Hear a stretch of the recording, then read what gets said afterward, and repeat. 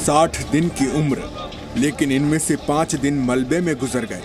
2 महीने की इस बच्ची की फिलहाल यही पहचान है। तुर्की के हैती में इमारत के मलबे के अंदर दबी इस बच्ची को बचाना आसान काम नहीं था, लेकिन राहत कर्मियों का हौसला आसमान से भी ऊंचा है। तमाम आधुनिक उपकरणों की मदद से इस बच्ची का पता लगाया गया। बच्ची के मलबे से बाहर आने के पहले से ही एम्बुलेंस को तैयार रखा गया था ताकि फौरन इसे मेडिकल मदद मिल सके। तुर्की में राहत कार्य की ऐसी तमाम तस्वीरें हैं। हैती की ही एक और तस्वीर देखिए। 7 महीने का ये मासूम 139 घंटे तक मलबे के नीचे दबा रहा। आपदा के 6 दिनों बाद इसे बचाने की खुशी किसी जंग जीतने से कम नहीं है। जैसे ही बच्ची को बचाया गया, आसपास के लोगों ने तालियों से इस उपलब्धि का स्वागत किया। बच्ची अस्पताल में है, लेकिन वो अब बिल्कुल ठीक है।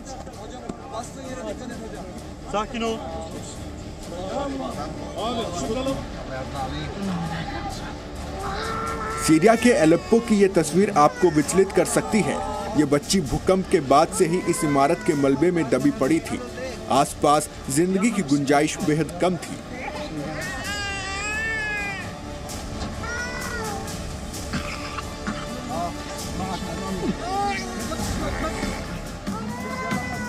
लेकिन खुशी की बात यह है कि इसे राहत कर्मियों ने बचा लिया। जैसे ही इस बच्ची को राहत कर्मियों ने गोद में लिया, वो रो पड़ी। इसके सिर पर हल्की चोट है और अब अस्पताल में इसका इलाज चल रहा है। मलबे से निकाली गई 16 साल की इस बच्ची को देखिए।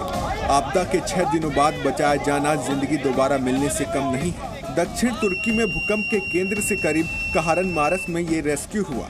तालियों की गड़गड़ाहट के साथ इस बच्ची का स्वागत हुआ। इस पूरे इलाके में नुकसान इतना ज्यादा हुआ है कि जिंदगी के मौजूद होने की उम्मीद बहुत कम है, लेकिन यहाँ पर जिंदगी मौत पर भारी पड़ी। हैती में ही 12 साल के बच्चे मोहम्मद अलकानास को मलबे से बचाया गया। बच्चे को सही सलामत देखकर बचाव कर्मियों के चेहरे पर खुशी के आंसू थे और वो चिल्ला पड़े। इस बच्चे को उस वक्त बचाया गया जब यहाँ पर लोगों के मिलने की उम्मीद कम होती जा रही थी। तुर्की में जारी बचाव कार्य में 5 साल की बच्ची की बरामदगी भी शामिल है। इस भूकंप के 134 घंटे बाद केंद्र कहरनमारस में मलबे से जिंदा निकाला गया था। इसे तुरंत ऑक्सीजन दी गई और जांच के लिए अस्पताल ले जाया गया। बचाव का काम पूरा होते ही लोग खुशी के मारे चिल्ला पड़े। हालांकि राहत कर्मियों ने इन्हें चुप रहने को कहा ताकि उनके मिशन में कोई बाधा न आए। बीतते वक्त के साथ तुर्की में जिंदगी की उम्मीद कम होती जा रही है, लेकिन बीच बीच में लोगों को अब जिंदा भी निकाला जा रहा है। विनाश की ऐसी तस्वीरें आपने शायद ही देखी होंगी, लेकिन राहत कर्मियों ने अभी उम्मीद छोड़ी नहीं है। ब्यूरो रिपोर्ट, जी मीडिया।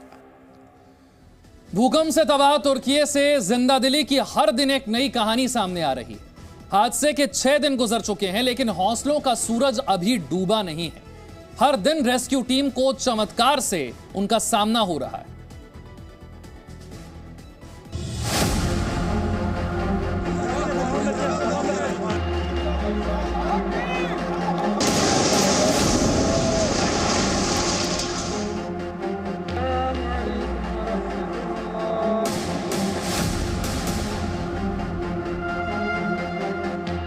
हर अंधेरे के बाद सुबह का सूरज भी उगता है। हर निराशा के बाद उम्मीदों की रोशनी भी फूटती है। हर दर्द के बाद चेहरे पर मुस्कान भी खिलती है।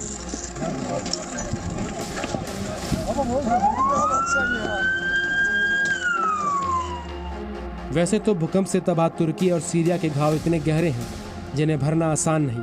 हजारों की मौत, मलबे में तब्दील हो चुके आशियाने और कभी न सूखने वाले आंसू।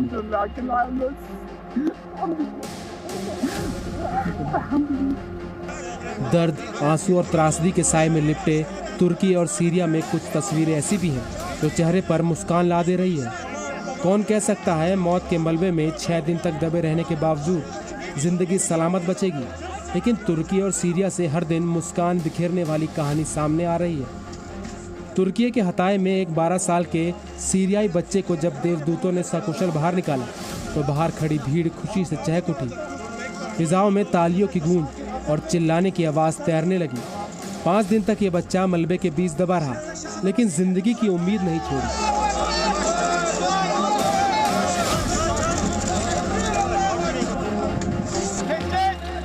तुर्की के ही गाजियाटेप की तस्वीरें तो और भी बचाव दलों के लिए हौसला भरी हैं।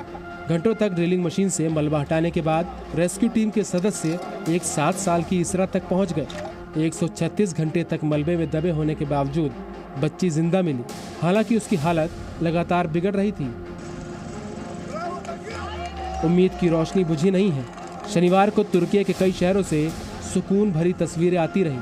कहरामनमारस में मलबे के बीच दबी एक महिला 130 घंटे तक मौत से लड़ती रही। इससे पहले कि वो जिंदगी की जंग हार जाती, बचाव दलों ने उसे सुरक्षित बाहर निकाल लिया।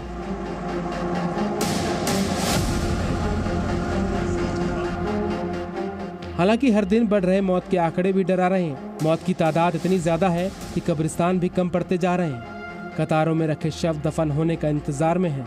तुर्की सीरिया बॉर्डर पर जब जी न्यूज पहुंचा तो सैकड़ों लोग शवों के साथ कब्रिस्तान में इंतजार करते दिखे। ये इस वक्त हम ओस्मानिया के कब्रिस्तान के बाहर मौजूद हैं, जहां पर लगातार लोगों के डेड बॉडीज के आने का सिलसिला जारी है। लोगों को यहां दफनाया जा रहा है, साथ ही यहां पर जगह भी कम पड़ती जा रही है। ऐसे हालात बन गए हैं न सिर्फ ओस्मानिया बल्कि आसपास के शहरों से भी लोगों के शव को यहां पर लाया जा रहा है, क्योंकि जिस तरह से अलग अलग जगह पर लोगों की हजारों की संख्या में मौत हुई है, उससे यहां पर हालात बहुत ज्यादा बिगड़ चुके हैं। आप देखिए तमाम जो यहाँ पर शवों को लाने वाले यहाँ सामान है, इसमें शव लाए जा रहे हैं। लोग यहाँ वेट कर रहे हैं क्योंकि अंदर जगह बहुत कम बची है। फिलहाल वो इस इंतजार में हैं कि उनकी बारी कब आएगी। लोग उनकी मदद कर रहे हैं। तुर्की में हालात बहुत ज़्यादा बिगड़े हुए हैं। उधर सीरिया अस्पताल घायलों से अटे पड़े हैं। इदलिब शहर में उन बच्चों का इलाज किया जा रहा है जो मौत के मलबे से मौत को मात देकर बाहर निकले हैं। इन बच्चों में कई भाई बहन भी हैं। सीरिया में भूकंप के बाद सबसे बड़ी चुनौती शेल्टर की है। लटाकिया स्टेडियम में हजारों लोगों के ठहरने का इंतजाम किया गया है। इसके बावजूद लोग सड़कों पर भटक रहे हैं। सबसे बड़ी बात यह है कि संकट की इस घड़ी में लोगों ने हौसला नहीं हारा। उन्हें उम्मीद है कि कल का सूरज फिर अपनी दिव्य रोशनी से उनकी जिंदगी को गुलजार कर देगा।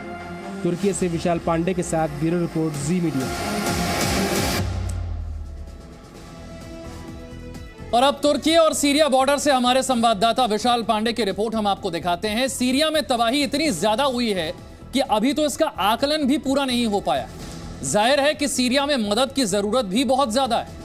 शुरुआत में सीरिया में राहत धीमी रही, लेकिन अब यहां पर भी मदद की बड़ी खेप पहुंच रही है। जी न्यूज की टीम इस वक्त तुर्की सीरिया बॉर्डर पर पहुंची है। तुर्की सीरिया बॉर्डर पर जी न्यूज पहुंचने वाला पहला चैनल है। हम आपको ग्राउंड जीरो से लगातार भूकंप पीड़ित जगहों पर पहुंचकर रिपोर्ट दिखा रहे हैं। तुर्की और सीरिया दोनों ही देश भूकंप से बुरी तरह से प्रभावित हुए हैं। दोनों देशों की अगर स्थिति देखें तो अब तक लगभग 25,000 लोगों की मौत हो चुकी है। सीरिया में हालात ज्यादा भयावह हैं। तुर्की में तो मदद पहुंच पा रही है, लेकिन सीरिया में उतनी मदद नहीं पहुंच पा रही जितनी पहुंचनी चाहिए। एक बार मैं आपको तस्वीर दिखाता हूं। ये जो आप ऑक्यूपेनार गुमुर्ग कपीसी जो लिखा हुआ है, ये यहाँ इस गेट को पार करते ही सीरिया का अलेप्पो शहर शुरू हो जाता है और उस पार अलेप्पो में काफी तबाही मची है। लोग सीरिया से निकलकर तुर्की की तरफ आ रहे हैं ताकि उन्हें मदद मिल सके, लेकिन फिलहाल अगर जो हमने लोगों से बातचीत की है सीरिया से जो लौट रहे हैं, उनके मुताबिक सीरिया में हालात बहुत ज्यादा बिगड़े हुए हैं। रिलीफ मटेरियल समय पर नहीं पहुंच पा रहा है। हालांकि भारत की तरफ से ऑपरेशन दोस्त के तहत सीरिया में भी रिलीफ मटेरियल्स भेजा गया है, मदद भेजी गई है। लेकिन हम आपको यहां बॉर्डर से स्थिति दिखा रहे हैं क्योंकि अलेप्पो शहर में ज्यादा तबाही हुई है। सीरिया में अब तक हजारों लोगों की मौत हो चुकी है तुर्की के साथ साथ। तो ऐसी स्थिति में क्योंकि सीरिया और तुर्की दोनों सटे हुए हैं, तो दोनों के ही इलाके बुरी तरह प्रभावित हुए हैं। घर पूरे खंडहर में तब्दील हो गए हैं। लोग शेल्टर होम्स में रहने के लिए मजबूर हैं और फिलहाल सीरिया में स्थिति और ज्यादा बिगड़ती जा रही है। ऐसे हालात इस वक्त सीरिया में बन गए हैं। तो ग्राउंड जीरो से जी न्यूज आपको रिपोर्ट दिखा रहा है। ये तुर्की और सीरिया का बॉर्डर है जहां पर जी न्यूज पहुंचा है। इसके ठीक बाद सीरिया की शुरुआत हो जाती है और जिस तरह से लोग वहां से वापस आ रहे हैं, उनके मुताबिक सीरिया को मदद के लिए विश्व समुदाय को आगे आना चाहिए। कैमरामैन एस जयदीप के साथ विशाल पांडे, जी मीडिया, तुर्की सीरिया बॉर्डर।